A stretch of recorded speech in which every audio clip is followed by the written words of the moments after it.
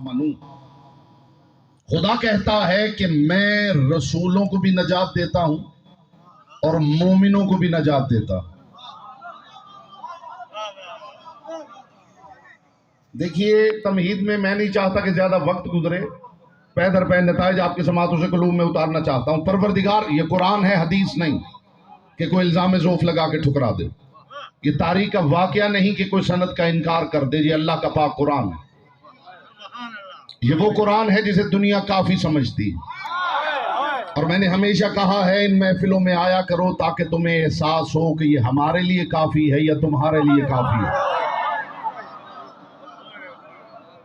میں حضور صرف ترجمہ پیش کروں گا، انشاءاللہ کل باغ باغ ہو جائے گا۔ ثم ننجی رسلنا والذین آمنوا، خدا ارشاد فرماتا ہے کہ ہم رسولوں کو نجات دیتے ہیں اور مومنوں کو نجات دیتے ہیں۔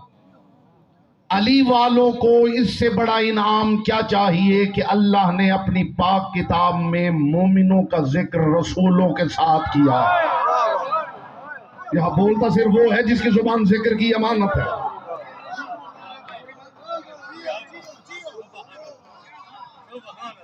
پاک سیدہ آپ کی توفیقات خیر میں اضافہ فرمائے۔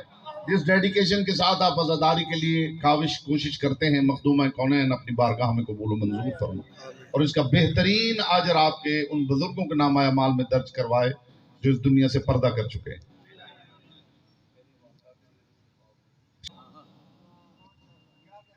کہ پروردگار نے اپنی لاریب کتاب میں مومنوں کا ذکر رسولوں کے ساتھ کیا، اور آیت کا اگلا ٹکڑا آیت کا ٹکڑا نہیں، معرفت کا مینار نور ہے، اور خدا کی قسم کمال بالائے کمال ہے۔ میں نے بتا دیا ہے، سورہ یونس ہے، آیت نمبر 103 ہے۔ سیل فونز آپ کے پاس ہیں، یہی نکال لیں تو یہاں دہرا لیتے ہیں، ورنہ اعتبار کر لیں تو آپ کی مہربانی ہے۔ ہم نجات دیتے ہیں رسولوں کو اور مومنوں کو۔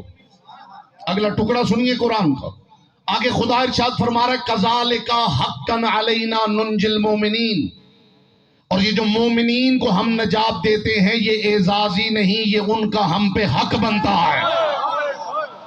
ہائے ہائے ہائے ہائے ہائے،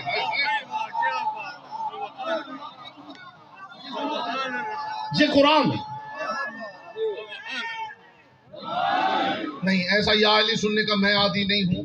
نعرہ اگر آپ نے کہنا تو باجماعت کہنا۔ نعرہ رسالت، جن کی رگوں میں علی کی محبت ہے، دونوں ہاتھ بلند کر کے ارد گرد آئی چگرد مرتضی علی سوال کرارا حیدری۔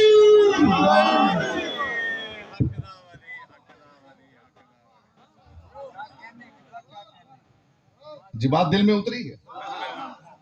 خدا ارشاد فرما رہا ہے کذالک حقا علینا ننجی المومنین، اور یہ نجات اعزازی نہیں، یہ مومنین کا ہم پہ حق بنتا ہے۔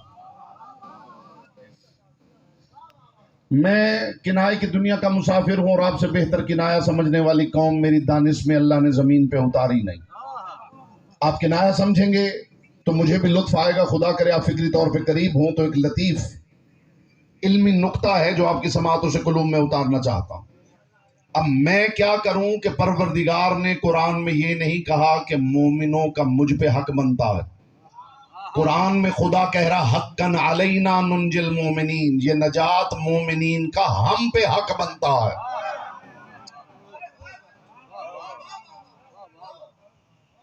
میں صرف عالم اسلام سے پوچھنا چاہتا ہوں کہ وہ وحدہ لا شریک ہے تو یہ ہم کون ہیں؟ جی اس سے واضح بات حضور میں کر ہی نہیں سکتا، اس سے واضح بات میں کر ہی نہیں سکتا۔ کذالک حقا علینا، یہ نجات مومنین کا ہم پہ حق بنتا۔ ہو سکتا ہے یہاں کوئی سامع قانون سے وابستہ تشریف فرما ہو تو وہ اس نقطے کا لطف لے گا۔ وہ قاضی عادل ہے جو مجرم سے بھی اس کا حق نہ چھپائے۔ نہیں یہ کوئی گاؤں نہیں ہے حضور، یہ کوئی گاؤں نہیں ہے. وہ قاضی، وہ جج عادل ہے جو مجرم سے بھی اس کا حق نہ چھپائے، جو مجرم کو بھی بتائے کہ تو چاہے مجرم ہے مگر یہ تیرا حق بنتا ہے. دیکھیے مومن معصوم نہیں تو پھر مذنب ہے. مذنب کہتے گنہگار. مومن معصوم نہیں تو پھر مذنب ہے، مذنب نہیں تو پھر مجرم ہے. میں بالکل ایکویشن بیلنس کر کے آپ کے سامنے رکھ رہا ہوں حضور. چلیے آپ اگر تھوڑا ہیزیٹیٹ کر رہے ہیں تو میں اپنے بارے میں بات کر لیتا ہوں. میں معصوم نہیں تو پھر مذنب ہوں، مذنب نہیں تو مجرم ہوں. کتنا عادل ہے وہ جو مجھ جیسے مجرم کو بھی کہہ رہا ہے تو جتنا مجرم ہے مگر نجات تیرا حق بنتا ہے. ہائے ہائے ہائے ہائے ہائے ہائے. کذالک حقا علی، یہ نجات مومنین کا ہم پہ حق بنتا. کتنی آسانی سے لوگوں نے ترجمہ کر دیا ہے کہ علی نے فرمایا فزت برب الکعبہ، کعبہ کے رب کی قسم میں آج کامیاب ہو گیا، آج کامیاب ہو گیا. علی کی زندگی میں وہ مرحلہ کون سا ہے جب علی کامیاب نہیں ہے؟ 3 لفظ ہیں میرے حضور، 3 لفظ ہیں. یہ تمہید آپ نے سماعت فرما لی ہے. میں پہلا نقطہ آپ کی خدمت میں پیش کرنا چاہتا ہوں. 3 لفظ ہیں. ایک لفظ ہے نجات، اللہ کرے آپ قدر کر سکیں. ایک لفظ ہے نجات، ایک لفظ ہے فلاح، ایک لفظ ہے فوز. اور ترجمہ کرنے والوں نے تینوں کے نیچے ترجمہ کر دیا ہے کامیابی. یہ لسانیات کا متفق علیہ قانون ہے. یہ ممکن ہے کہ لفظ ایک ہو اور معنی 100 ہو، یہ ممکن نہیں کہ لفظ 2 ہو اور معنی 1 ہو. میں قدردان لوگوں میں گفتگو ہدیہ کر رہا ہوں حضور، جو بات کی قدر کر سکتے ہیں. یہ ممکن ہے کہ لفظ 1 ہو معنی 100 ہو، یہ ممکن نہیں کہ لفظ 2 ہو معنی 1. یہاں لفظ 3 ہے، معنی 1 کیسے ہے؟ علم کی دنیا میں مترادفات کی گنجائش نہیں ہے. یہاں ہر لفظ اپنی ذات میں ایک الگ دنیا ہے. نجات اور ہے، فلاح اور ہے، فوز اور ہے. علی نے سجدے میں نجات کی بات نہیں کی،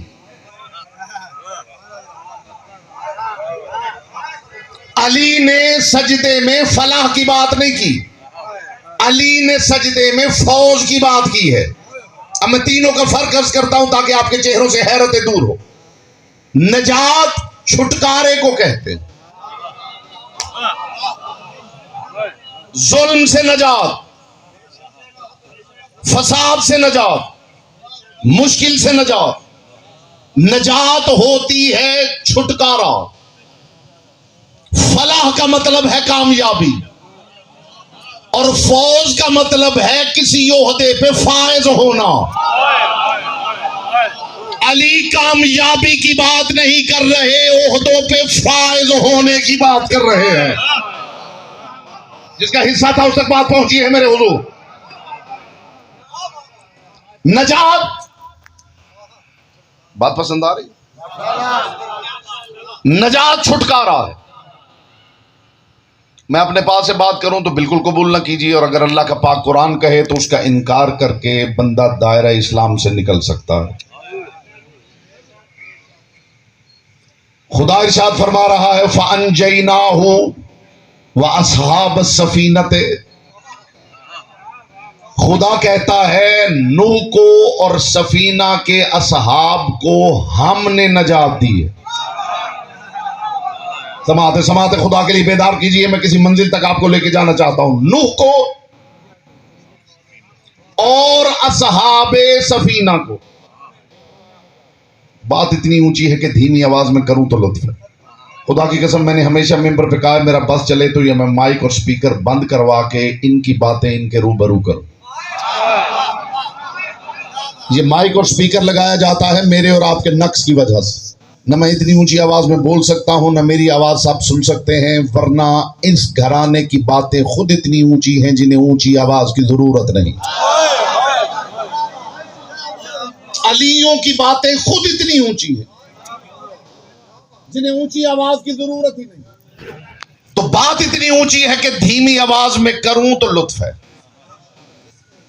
جن کے چہروں پر ابھی تک نور مودت نہیں پھیلا، انشاءاللہ بہت سے مومنین ایسے بھی ہیں جو سالہ سال سے خاموش مجلسیں سن سن کے خاموش رہنے میں مہارت حاصل کر چکے ہیں. تو وہ اپنی مہارت آزمائیں اور میں اعجاز ذکر آزماتا ہوں. بات حضور اتنی اونچی ہے کہ دھیمی آواز میں کروں صرف ان لوگوں کے لیے جو اونچی آواز نہیں اونچی بات سننے آئے ہیں، جو قدردان یہاں پہ تشریف فرمائے. خدا ارشاد فرما رہا ہے نوح کو بھی اور سفینہ کے اصحاب کو بھی ہم نے نجات دی. ہم یہ سمجھ رہے تھے کہ ان لوگوں کو نوح نے نجات دی ہے. آیت نے بتایا کوئی ہے جس نے نوح کو بھی نجات دی ہے. ہائے ہائے ہائے ہائے ہائے ہائے. وَأَصْحَابَ السَّفِینَةِ، ہم نے نوح کو بھی نجات دی، اصحاب السفینہ کو بھی نجات دی. وَجَعَلْنَاهَا آیَةً لِلْعَالَمِینَ، اور ہم نے اس کشتی کو عالمین کے لیے آیت بنا دیا. آیت اگلی جو آیت ہے نا، خدا کی قسم آیت نہیں ہے، ہدایت کا مینار نور کھڑا کیا ہے پروردگار نے. یہاں کشتی نوح کی بات کرتے ہوئے خدا ارشاد فرما رہا ہے وَآیَةً لَهُمْ، خدا کہتے ہیں ان کے لیے یہ بات بھی آیت ہے. اَنَّا حَمَلْنَا ذُرِّيَّتَهُمْ فِي الْفُلْكِ الْمَشْحُونِ، کہ ہم نے ان کی اولادوں کو ایک کشتی میں سوار کیا. وَخَلَقْنَا لَهُم مِّن مِّثْلِهِ مَا يَرْكَبُونَ، اور ہم نے کشتی نوح جیسی ایک اور کشتی بھی بنائی ہے جس میں قیامت تک لوگ سوار ہوتے رہے. قیامت تک دنیا ڈھونڈتی رہے وہ کشتی کون سی ہے، تب تک پتہ نہ چلے جب تک فرمان محمد سماعت سے نہ ٹکرائے. میرے اہل بیت کشتی نوح کی مثال ہے. یہ قرآن ہے، یہ قرآن ہے میرے حضور، یہ قرآن ہے میرے بھائی، یہ قرآن ہے.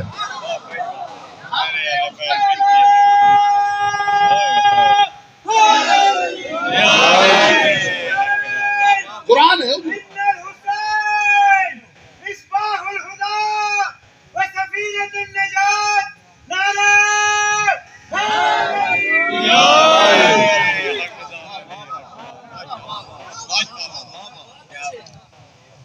لوگ کہتے ہیں قرآن گونگا ہے. قرآن گونگا نہیں ہے جناب بہرے ہیں. اور کیسے قرآن بولے حضور، اور قرآن کیسے بولے. میں قرآن کے مزاج پہ ایک بات کرنا چاہتا ہوں حضور. قرآن کے مزاج پہ کہیں سے آپ نے سنا ہو کسی نے موضوع یہ رکھا ہو قرآن کا مزاج. یہ ہے اقرار ولایت علی کا ثمر. میں مزاج قرآن پہ بات کر رہا ہوں. ان بچوں کو بٹھا دیجیے حضور. میں مزاج قرآن پہ بات کر رہا. اللہ کرے آپ اس قرآن کے مزاج کو سمجھیں. ہو سکتا ہے 14 صدیوں کے عقدے کشا ہو جائیں. قرآن کا مزاج یہ ہے کہ قرآن گفتگو کر رہا ہوتا ہے، گفتگو کرتا جاتا ہے اور قاری محسوس کرتا ہے کہ بس اب قرآن بتائے گا کہ کس کی بات ہو رہی ہے. اور جہاں قاری فوکس کرتا ہے کہ بس اب قرآن بتائے گا کس کی بات ہے، وہاں قرآن خاموش ہو جاتا ہے. اور وہاں قرآن خاموش ہو کے صرف یہ دیکھتا ہے کہ قاری یہاں کیا کہتا ہے. اور پھر قاری بول پڑتا ہے اور قرآن چپ کر کے سن کے محفوظ کر لیتا ہے. یہ ہے مزاج قرآن، یہ قرآن کا مزاج. ہم نے ایک کشتی خلق کی ہے. مجھے کائنات میں پہلی بات یہ ہے کہ وہ کشتی دکھا دیجیے جو خدا نے خلق کی. نوح والی کشتی بھی نوح نے بنائی ہے، خدا نے نہیں خلق کی ہے. مگر قرآن کہہ رہا ہے ایک کشتی ایسی بھی ہے جو ہم نے خلق کی. اور وہ کشتی ایسی نہیں، اللہ کرے میری بات ضائع نہ ہو، وہ کشتی نوح کی مثال ضرور ہے مگر اس کے برابر نہیں، اس لیے کہ کشتی نوح بھی کشتی نجات ہے اور یہ بھی کشتی نجات ہے، مگر دونوں کا فرق یہ ہے کہ کشتی نوح اپنی سواریاں اتارتی ہے کوہ جودی کی چوٹی پر، اور یہ کشتی سواریاں اتارتی ہے جنت کے دروازے پر۔ بولو جس کی زبان ذکر کی امانت ہے۔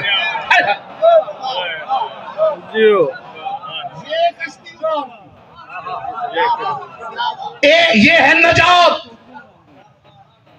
ہم نے نوح کو اور اصحاب سفینہ کو نجات دی، ظلم سے نجات۔ کشتی کی کوالٹی بتاؤں، جو خاموش ہے موڈ ہے، کشتی کی کوالٹی بتاؤں۔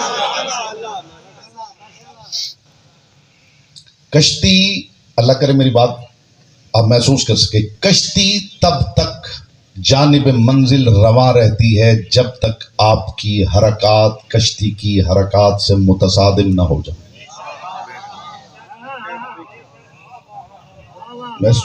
محسوس تو کیجئے میں نے کیا کہا۔ کشتی تب تک جانب منزل رواں دواں رہتی ہے جب تک سوار کی حرکت کشتی کی حرکت سے متصادم نہ ہو، اور ادھر سوار کی حرکت کشتی کی حرکت سے متصادم ہوگی۔ یہ بات یاد رہے کہ کشتیاں نہیں ڈوبتی، کشتیاں بس چہرہ موڑ لیتی ہیں اور بندہ ڈوب جاتا ہے۔ تو آج اگر کسی کشتی نجات نے چہرہ موڑ رکھا ہو تو گریبان میں جھانکنا کہ کہیں ہماری حرکتیں تو متصادم نہیں ہو گئی ہے۔ جی میرے پاس ایسی معیاری گفتگو ہوتی ہے میرے حضور۔ کشتی کیا چاہتی ہے؟ جب آپ کی حرکت کشتی کی حرکت سے متصادم ہوگی، کشتی کیا کرے گی؟ کشتیاں ڈوبتی نہیں۔ کتنی آسانی سے لوگ کہہ دیتے ہیں 5:02 پہ سورج ڈوب گیا ہے۔ آپ سورجوں کو نہیں جانتے، معاف کرنا، سورج کبھی نہیں ڈوبتا، وہ بندہ اندھیرے میں ڈوب جاتا ہے جس سے سورج منہ موڑ لیتا ہے۔ آپ اندھیرے میں ڈوب جاتے ہیں اور سورج چلے جاتے ہیں کسی اور دنیا میں روشنی بانٹنے کے لیے۔ اچھا آپ کا کیا خیال ہے، اس وقت اندھیرا ہے تو سورج کہاں چلا گیا، کہاں ڈوب گیا ہے؟ کس میں ڈوبا ہے سورج؟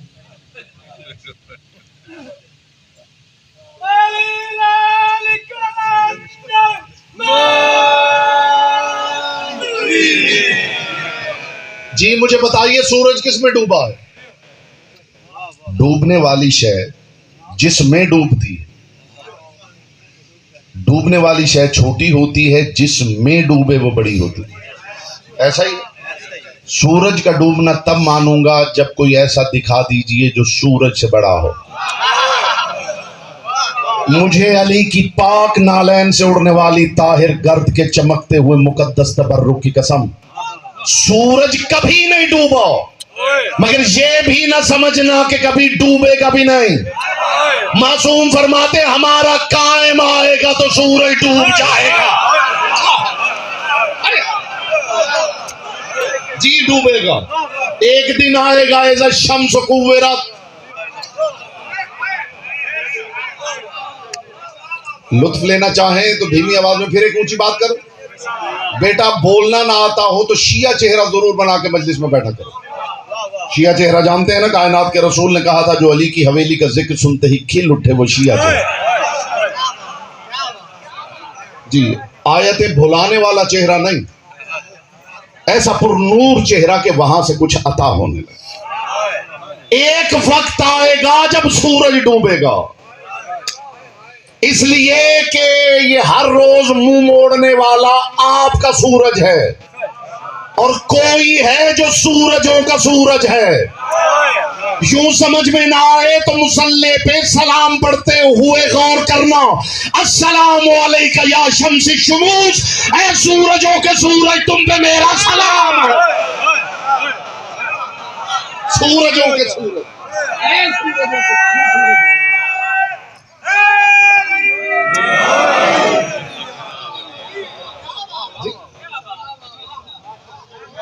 کشتیاں نہیں ڈوبتی،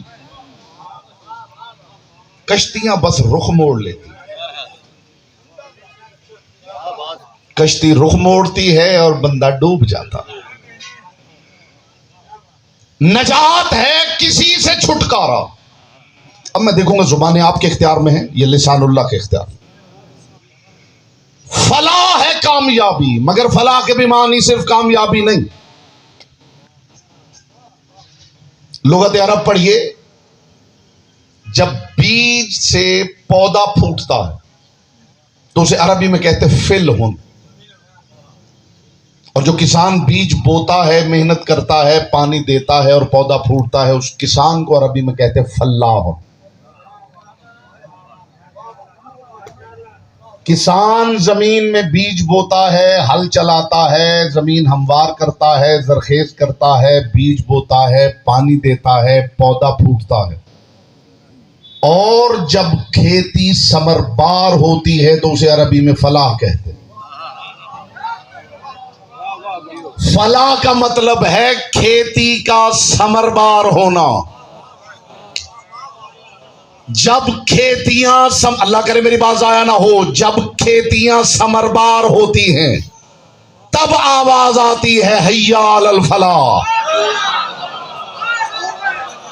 مجھے عزت علی کی قسم، لا الہ الا اللہ بیج ہے، اس سے پھوٹنے والے پودے کا نام ہے محمد الرسول اللہ، اور اس کے ثمر کا نام ہے علی ولی اللہ.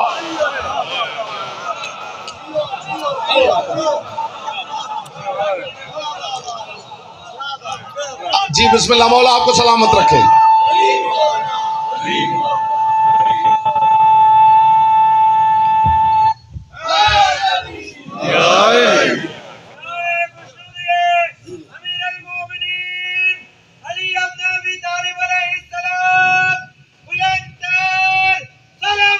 اللہ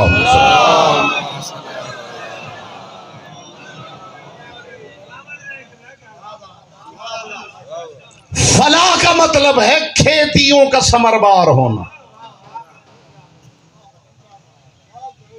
جب کسان کی محنت رنگ لاتی ہے اور کھیتیاں ثمرآور ہوتی ہیں تب یہ آواز آتی ہے حی علی الفلاح. اور کسان کے لیے سب سے پسندیدہ عمل ہے پھل کو توڑنا. اسے وہ خیر العمل کہتا ہے. کہیں اور یہ آواز سنائی دے تو میرے علم میں اضافہ کیجئے. 23 برس محمد مصطفیٰ نے محنت کی ہے، اعلان ولایت پہ اعلان ہوا حی علی الفلاح، حی علی خیر العمل. یہاں رسالت کی کھیتی ثمربار ہوئی ہے.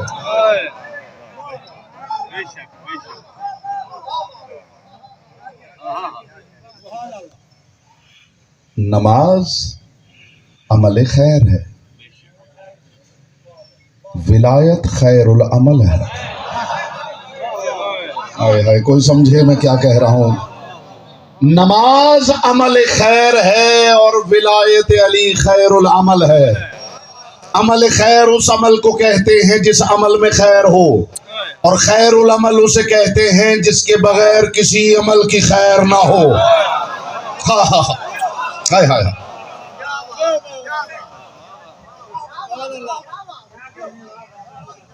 قیمتی بات سنا کریں، قیمتی بات پہ بولا کریں، اپنی آواز حق کی تائید میں درج کیا کریں. اور مجلس میں یہ جو چپ بیٹھے رہتے ہیں، میں ڈرتا رہتا ہوں کہ کہیں ان سے میسم ناراض نہ ہو جائے کہ میں زبان کٹوا کے بھی بولتا رہا اور تو زبان رکھ کے بھی چپ بیٹھا رہا. میسم کو ناراض نہ کر لیجئے گا میرے حضور.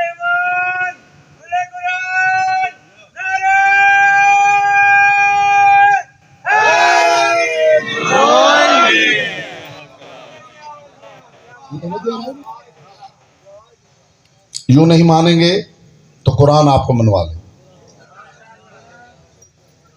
قرآن کی ایک آیت پیش کرتا ہوں اور اس کا بھی صرف ترجمہ کروں گا، تشریح نہیں. اور میں پتہ نہیں کتنے سال ہو گئے ممبروں پہ یہ دعویٰ کرتے ہوئے کہ بائے بسم اللہ سے سینے والناس تک قرآن کی کوئی آیت آپ لے آئیں، اندر سے علی میں دکھا دیتا ہوں. کوئی تو قدردان ہوگا جو ہوائی باتیں سننے کے عادی نہیں ہے. کوئی قدردان تو یہاں تشریف فرما ہوگا. جی آیت آپ لے آئیے، اندر سے علی میں دکھا. اور ایک مرتبہ نہیں، ایک ایک آیت میں کئی مرتبہ.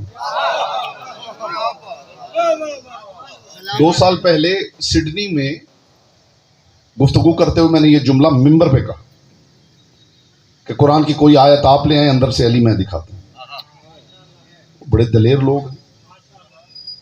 ایک صاحب مجمع میں اٹھ کے کھڑے ہو گئے، انہوں نے کہا جی آیت میں پڑھتا ہوں، اندر سے علی دکھائیے. میں نے کہا جی پڑھیے. ان کا قل هو اللہ احد.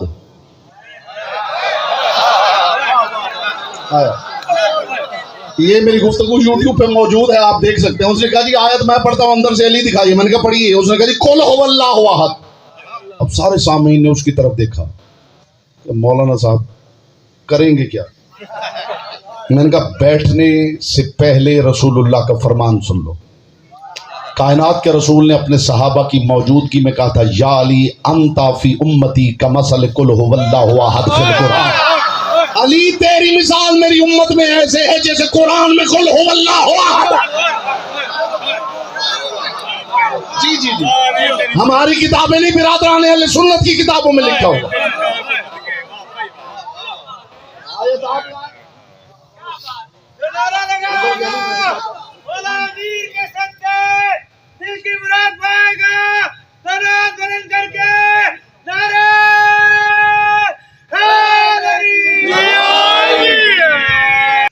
قیمتی تحفے وصول کر لیجیے اور میں آپ سے اجازت. قرآن کی ایک آیت پڑھ رہا ہوں حضور. قرآن کی ایک آیت. خدا اپنی لاریب کتاب میں ارشاد فرما رہا ہے قرآن صرف تلاوتوں کے لیے نہیں اترا. یہ جو قرآن میں اوقاف ہیں، یہ جو وقفے ہیں، یہ رکھے ہی اس لیے گئے ہیں کہ اے قاری قرآن پڑھتا ہی نہ جا، رک کے پہلے یہ غور کر لے یہ آیت کس حویلی کی طرف اشارہ کر رہی ہے، جنہیں آپ رموز اوقاف کہتے ہیں. وہ اسی لیے رکھے گئے ہیں. یا ایھا الذین آمنوا هل ادلکم علی تجارۃ ننجیکم من عذاب علیم. یہ قرآن ہے. اب بتائیے رمضان میں بھی قرآن نہ پڑھا جائے؟ یہ قرآن کی بہار کا مہینہ ہے. خدا ارشاد فرما رہا ہے اے مومنو میں تمہیں ایک ایسی تجارت بتاؤں جو تمہیں عذاب علیم سے نجات دے. ہائے ہائے. جائیے قرآن پڑھیے، یہ آیت پڑھیے. اگر میں ممبر پہ کہوں کہ میں آپ کو ایک راستہ ایسا بتاؤں کہ آپ بے خوف و خطر اپنے گھروں کو چلے جائیں، تو پھر اس کے بعد مجھے بتانا چاہیے نا کہ وہ راستہ کون سا. جائیے قرآن پڑھ لیجئے. خدا نے یہ تو کہا ہے میں تمہیں ایسی تجارت بتاؤں، پھر خدا نے قرآن میں وہ تجارت بتائی نہیں. علی سے کسی نے پوچھا یا علی یہ پروردگار کہہ تو رہا ہے میں تمہیں ایسی تجارت بتاؤں، تو پھر خدا نے بتائی نہیں. علی مسکرائے اور مسکرا کے فرمایا اگر سب کچھ خدا ہی نے بتانا ہو تو ہمیں اتارنے کی ضرورت کیا. بولے گا وہ جس کی زبان ذکر کی امانت. ہائے ہائے ہائے. اگر سب کچھ اسی نے بتانا ہوتا تو ہمیں اتارنے کی ضرورت کیا. کتاب کا نام بھی آپ نوٹ کر لیجئے تاویل الآیات الظاہرہ فی اطرۃ الطاہرہ. اب اردو میں بھی ٹرانسلیٹ ہو چکی ہے، آپ کو مل جائے گی کسی بھی بک سٹال سے. یا علی یہ کون سی تجارت ہے جو عذاب علیم سے نجات دیتی. بڑے بڑے تاجر آپ نے دیکھے ہوں گے جی میں مال ایکسپورٹ کرتا ہوں، میرا مال یورپ جاتا ہے اور میرا مال امریکہ جاتا ہے، ذرا اس تجارت پہ غور کیجئے. مومن کے پاس ایسا قیمتی مال ہے جو خدا کے پاس جاتا ہے. آہا، جس کا خریدار پروردگار ہے. بازار الوہیت کے تاجر ہیں. یالی پروردگار نے کہا کہ میں تمہیں ایسی تجارت استقبال میں آپ سارے فضائے ملکوتی میں اڑ بھی جائیں تو حق سماعت ادا نہ ہو. یالی خدا نے قرآن میں کہا میں تمہیں ایسی تجارت بتاؤں جو تمہیں عذاب علیم سے نجات دے. یالی وہ تجارت کیا ہے؟ علی ابن ابی طالب نے فرمایا التجارت التی دل اللہ فی کتابہ ہی حبی و ولایتی. جس تجارت کی خدا بات کر رہا ہے وہ علی کی محبت ہے، علی کی ولایت ہے. یہ وہ قیمتی مال ہے جسے وہ خریدتا ہے.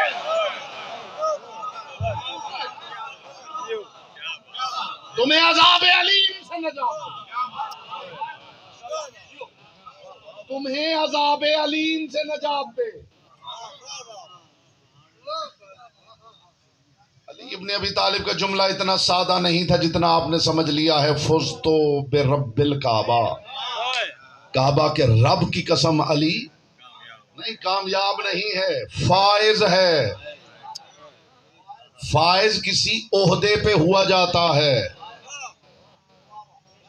یہ جو علی فرما رہے خدا کی قسم میرے پاس وقت ہوتا میں گھنٹوں اس پہ دلائل قرآن و حدیث کی روشنی میں دیتا، لیکن نتیجہ ہدیہ کر رہا ہوں اس لیے کہ دامن وقت میں وسعت نہیں بچی. علی ابن ابی طالب یہ نہیں فرما رہے میں کامیاب ہو گیا،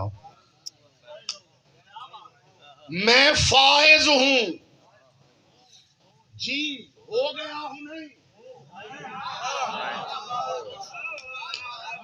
یہ بات اس بندے کی سمجھ میں نہیں آئے گی جس کا خیال ہے کہ شب ہجرت علی نے اللہ کی مرضیاں خریدی ہیں، جس کا خیال ہے کہ ہجرت کی رات علی نے خریدی ہیں. وہ پہلے بتائے کہ ہجرت سے پہلے اللہ کی مرضیاں کس کے پاس تھیں. ہجرت کی رات علی نے نہیں خریدی، ہجرت کی رات اللہ نے خریدار کا تعارف کروایا ہے. اور علی نے انگوٹھی دے کے ولایت نہیں لی. علی جب سے ہے اللہ کا ولی ہے، یہاں اللہ نے ولی کا تعارف کروایا ہے. اس بندے کو میری بات سمجھ میں کیسے آئے گی جس کا خیال ہے کہ ہجرت کی رات علی نے اللہ کی رضائیں خریدی.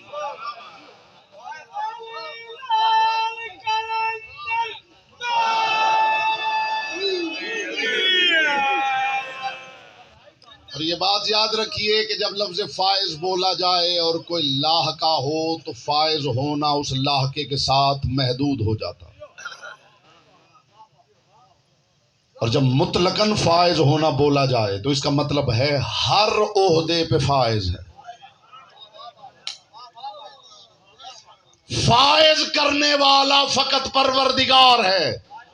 علی کے جملے کا مطلب ہے خدا کے سوا جو جو عہدہ ہے اس پہ علی فائز ہے.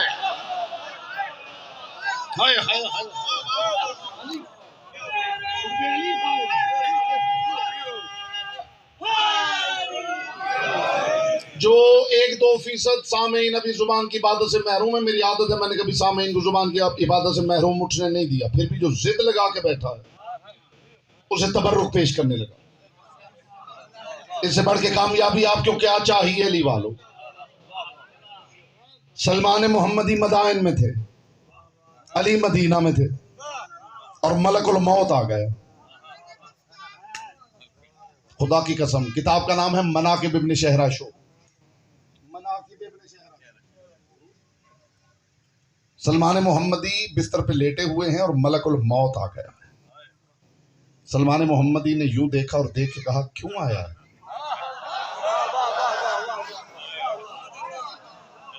میں نے کتاب کا ریفرنس پیش کیا ہے. کیوں آیا ہے؟ ملک الموت آگے بڑھا. سلمان حکم پروردگار سے تیری روح قبض کرنے آیا. جملہ سمجھے گا خدا کے لیے دل باغ باغ ہو جائے. ایک مرتبہ سلمان محمدی نے دیکھا اور دیکھ کے کہا میں تب تک نہیں مروں گا جب تک میرا آقا علی نہیں آ جاتا.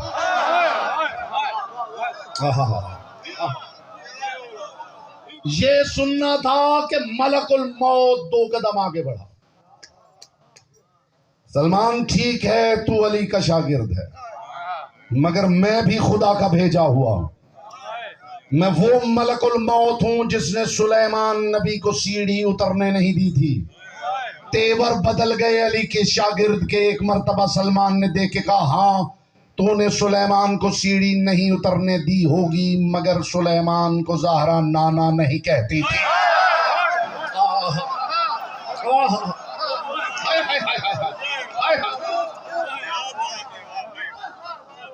میں تو تیری روح قبض کروں گا. اگلا جملہ سنیے سلمان محمدی کا. فرمایا اچھا تو اپنی ڈیوٹی پوری کر, اور لطف آئے گا تو روح قبض کر لے گا, میں پھر بھی نہیں مروں گا. مجھے عزت علی کی قسم, عزت علی کی قسم, کتاب میں یہی کچھ لکھا ہوا ہے کہ ملک الموت نے سلمان محمدی کی روح قبض کی. ادھر ملک الموت روح لے کے اڑو, ادھر دروازے پہ علی آ گئے. رواج میں لفظ یہ ہے کہ دونوں ہاتھ ماتھے پہ رکھ کے سلمان نے کہا السلام علیکم یا امیر المومنین. علی نے پلٹ کے فرمایا وعلیکم السلام یا عبداللہ. علی کو سلام کرنے کے بعد جاتے ہوئے ملک الموت کی طرف دیکھ کے سلمان محمدی نے کہا ملک الموت روح لے جا, مگر یاد رکھنا علی والوں کو جینے کے لیے روحوں کی ضرورت نہیں ہے.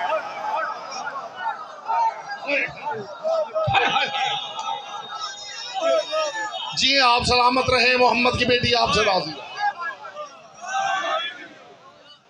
اگر علی والے روحوں سے جی رہے ہوتے تو مر کے زندہ نہ کہلاتے. اگر علی والے جینے میں روحوں کے محتاج ہوتے تو قبروں میں لیٹے ہوئے زندہ نہ کہلاتے.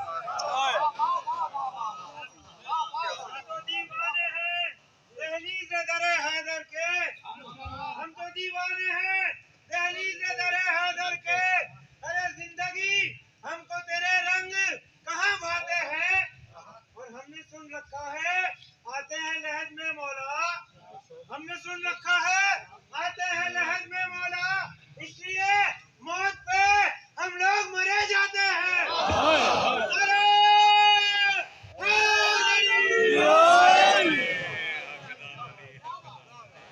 کچھ لوگ کسی پہ مر کے بھی جیا کرتے ہیں.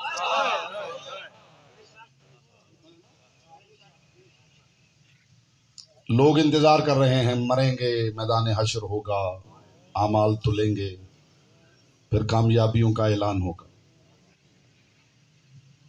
علی کے جملے کا مطلب اگر کامیابی بھی ہے تو ذرا سوچئے تو صحیح کہ ابھی تو قیامت نہیں آئی, حساب نہیں ہوا, علی نے کیسے کہہ دیا میں کامیاب ہو گیا؟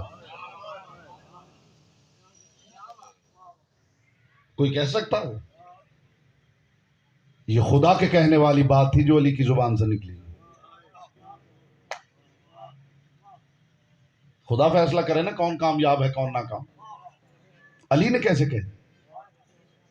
اور صرف علی نہیں, جس نے زندگی میں غور سے حدیث قصہ پڑھی, وہ اگر جان لے کہ ان کے اکٹھے ہونے کا مقصد کیا تھا تو اکٹھے ہونے کا مقصد یہ نہیں تھا کہ آیت تطہیر اتر رہی.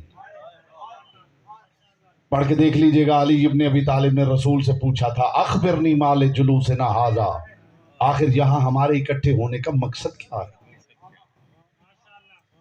تو کائنات کے رسول نے پلٹ کے فرمایا تھا یا علی ہمارے اکٹھے ہونے کا مقصد یہ ہے والذی بعثنی بالحق نبیا واصطفانی بالرسالۃ نجیا ما ذکر خبرنا ھذا فی محفل من محافل اہل الارض ففیہ جمع من شیعتنا ومحبینا الا ونزلت علیہم الرحمہ وحفت بہم الملائکہ واستغفرت لہم الیہ یتفرقون.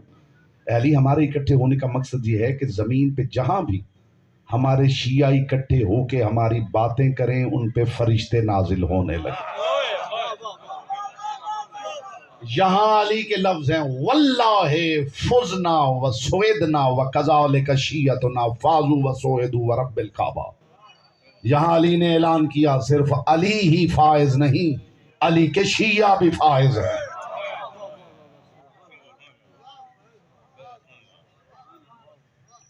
علی کی زبان کے جملے اتنے سادہ نہیں. مخدومہ کونین آپ کی معرفت میں ہر روز اضافہ فرمائے. علی کی باتیں ختم, اس مقام پہ ہم موجود تھے جہاں علی کو ضرب لگی.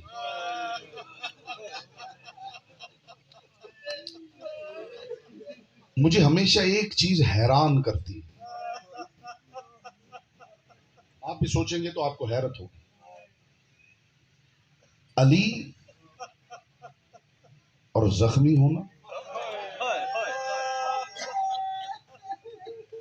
میں آپ کے لیے دعا کرتا ہوں محمد کی بیٹی کسی آنکھ کے کشکول کو یہاں سے خالی نہ ہو. میں دعا ہی کر سکتا ہوں نا حضور. آپ بھی دعا کریں پاک سیدہ ماں بہنوں بیٹیوں کو ساتھ لائے ہیں, گھروں سے چل کے آئے ہیں, کم از کم ایک آنسو کی خیرات ضرور عطا کریں. اور جسے مجلس میں رونا نہ آئے وہ یہاں سے مایوس نہ اٹھے. میں نے ہمیشہ آل محمد کا کرم سنایا ہے ممبر سے. میرے چھٹے امام کا فرمان ہے میرے جد مظلوم کی مجلس میں اگر رونا نہ آئے تو مایوس نہ اٹھنا, یہاں بیٹھ کے اپنی کسی مصیبت پہ رو لینا, ہم پھر تمہاری جنت کے ساتھ. تمہیں اکبر پہ رونا نہ آئے اپنے بیٹے کو رو لے, تمہیں سکینہ پہ رونا نہ آئے اپنی بیٹی کا بیان کر لے. اتنا کریم ہے, اتنا کریم ہے. بہت بڑا غریب ہے جس کا نام ہے حسین.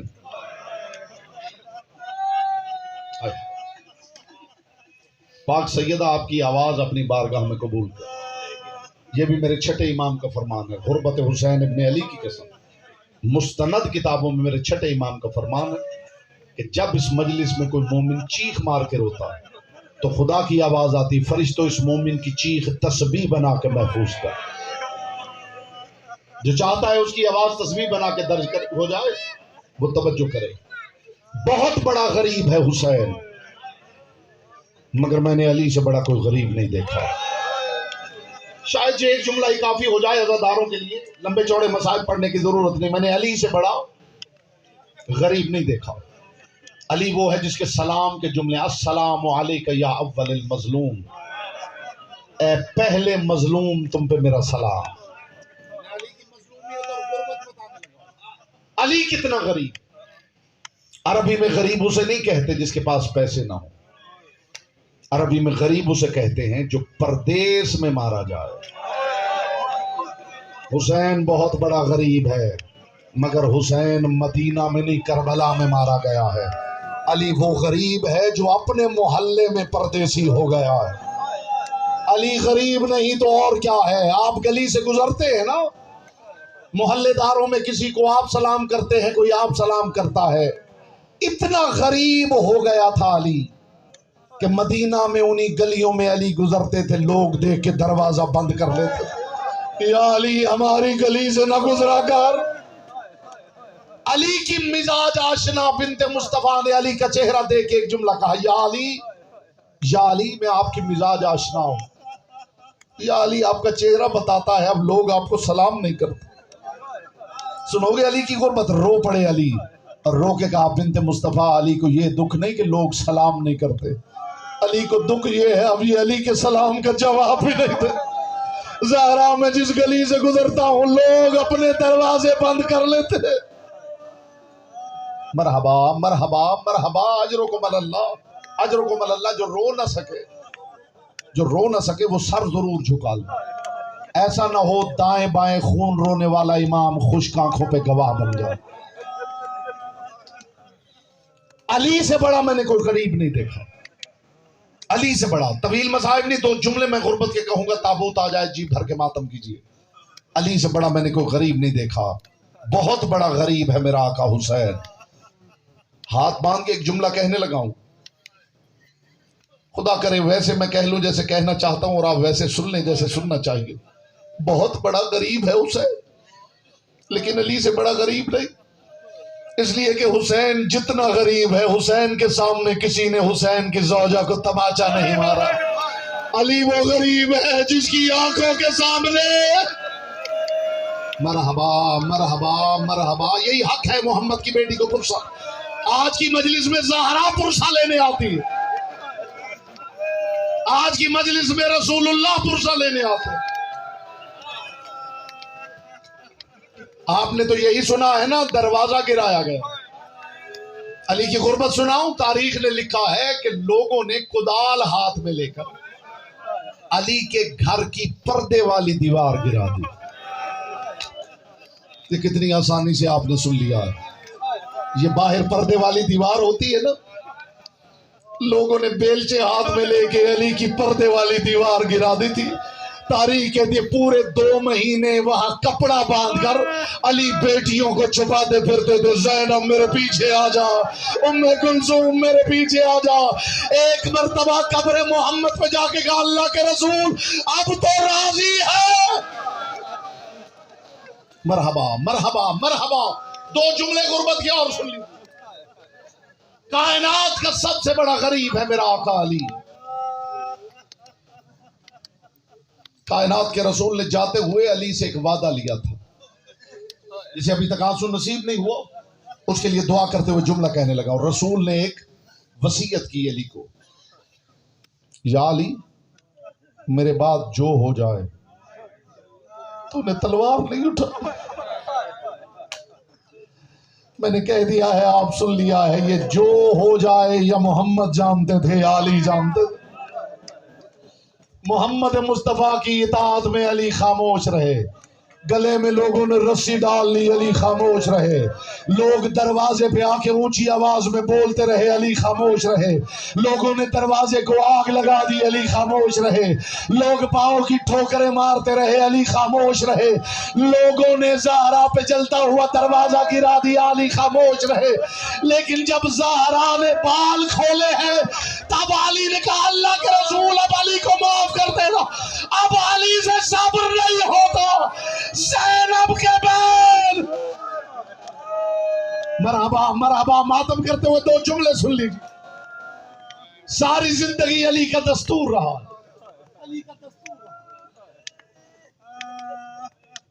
آقا تقی بہجت نے کتاب لکھی ہے مظلومہ کربلا، اس میں انہوں نے روایت لکھی ہے کہ علی جب کوفہ میں آئے، کوفہ کی بیبیاں علی کی بیٹی کے پاس آ کے قرآن پڑھتی تھی، سورج ڈوبنے کا انتظار کیا علی نے، ادھر سورج ڈوبا، علی نے پردہ لگوایا اور پردہ لگوا کے کہا فضا گھر میں جو چراغ ہے نا وہ سارے لا کے صحن میں جلا دو۔ فضا ایک ایک حجرے سے چراغ اٹھاتی ہے اور جلاتے ہوئے سوچتی ہے زینب کی موجودگی میں تو علی جلتے ہوئے چراغ بھی بجھا دیتے۔ مرحبا مرحبا مرحبا، جو سمجھے ہیں زینب کی موجودگی میں تو علی جلتے ہوئے قبروں کے چراغ ابا سے بجھا دیتے۔ آج کیا بات ہے، علی کہہ رہے ہیں زینب چراغ جلا، فضا نے سارے چراغ رکھے، جناب فضا نے چراغ جلائے، ادھر چراغ جلے ادھر علی نے آواز دی، اور میری حیاؤں کی مالکن بیٹی زینب ذرا حجرے سے باہر آ۔ لڑکڑاتے ہوئے قدموں سے شام کی مسافرہ حجرے سے باہر آئی، عزاداروں چراغوں کے قریب آئی۔ ایک مرتبہ علی نے کہا زینب اگر محسوس نہ کرے ذرا اپنے سر سے چادر ہٹا۔ عزاداروں علی کی بیٹی نے چادر ہٹائی۔ ایک مرتبہ کوفہ کی بیبیوں کو مخاطب کر کے علی نے کہا کوفہ کی بیبیوں آج میری بیٹی کو غور سے دیکھ لو، کل ایسا نہ ہو پتھر مارتے ہوئے کہو ہمیں پتہ نہ چلا۔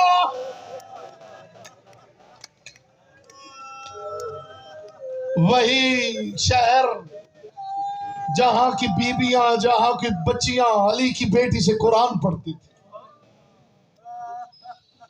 جن مستورات سے بچیاں قرآن پڑھتی ہیں ان بچیوں کی شادی بھی ہو جائے تو وہ جب بھی واپس آتی ہیں اس کے گھر شکریہ ادا کرنے ضرور آتی ہے جس نے قرآن پڑھایا۔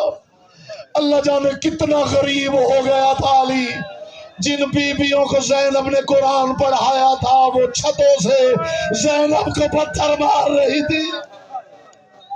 مرحبا مرحبا مرحبا، یہ علی کی غربت کی کہانیاں ہیں۔ 40 ہجری کا رمضان، بس یہ آخری جملہ ہے اور پھر تابوت آ جائے، جی بھر کے مل کے ماتم کیجئے گا۔ 40 ہجری کا رمضان، ساسا بن سوہان کہتے ہیں علی نے اپنے گھر میں یوں گزارا ہے جیسے مسافر پردیس میں گزارتا۔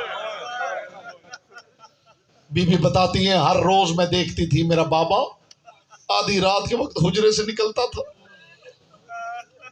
امامہ کمر سے باندھتا تھا اور آسمان کی طرف دیکھ کے کہتا تھا اے رات میں تیرا انتظار کر رہا۔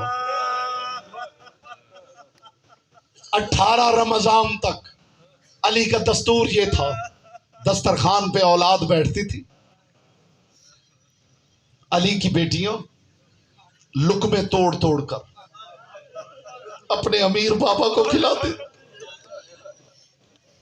19 رمضان کی رات اللہ جانے کیا ہوا، تاریخ کہتی علی لقمہ توڑتے تھے، کبھی زینب کو کھلاتے تھے، کبھی ام کلثوم کو کھلاتے تھے، زینب آج اپنے بابا کے ہاتھ سے کھا لو، آج کے بعد یہ بابا دسترخوان پہ نظر نہیں آئے گا۔ عزادارو علی کا دستور تھا۔ مفتی جعفر حسین اللہ مقامہ، ان کی کتاب ہے امیر المومنین، اس کی دوسری جلد میں انہوں نے لکھا ہے کہ علی کا دستور تھا، علی جب مسجد میں جاتے تھے نا، علی کے سارے بیٹے علی کے ساتھ جاتے تھے، لیکن 19 رمضان اللہ جانے کیا ہوا، وہ لکھتے ہیں علی نے حکمن اپنے بیٹوں سے کہا آج کوئی میرے پیچھے مسجد میں نہیں آئے گا۔ آدھی رات ہوئی، علی کی بیٹی کہتی میرے بابا نے کمر کے ساتھ حمامہ باندھا اور آسمان کی طرف دیکھ کے کہا ہے رات تو اتنی طویل کیوں ہو گئی؟ یہ جملہ اس کے لیے ہے جو رونے کے لیے آیا ہے، رات تو اتنی طویل کیوں ہو گئی؟ عزادارو ادھر مؤذن نے اللہ اکبر کہا، ادھر علی نے مسجد کی تیاری کی۔ تاریخ نے لکھا گھر میں پالی ہوئی بطخوں نے اپنی چونچوں میں علی کا دامن دبا لیا، یا علی آج مسجد میں نہ جانا، زینب یتیم ہو جائے گی۔ اپنی ابا کا دامن چھڑوایا علی نے، ابا کا دامن چھڑوا کے عزادارو علی مسجد میں چلے گئے۔ شام کی مسافرہ کہتی میں مصلی پہ عبادت میں مصروف تھی کہ اچانک مجھے نیند آ گئی، ادھر نیند آئی قد رائے تو رویا حائرتن، میں نے ایک بڑا ڈراؤنا خواب دیکھا، میں نے دیکھا کعبے کی دیواریں گر گئی ہے، کچھ دھول اڑ رہی ہے، کچھ پرندے ہیں جو اپنے پروں کو دھول میں غلطان کر کے اڑتے جا رہے ہیں اور اونچی آواز میں کہہ رہے الا ان علی قد قتل، کوفے والوں علی مارے گئے ہیں۔ ایک مرتبہ بی بی نے عباس سے کہا عباس میرے بابا کو جلدی مسجد سے لے کے گھر آ جاؤ، ماتم حسین۔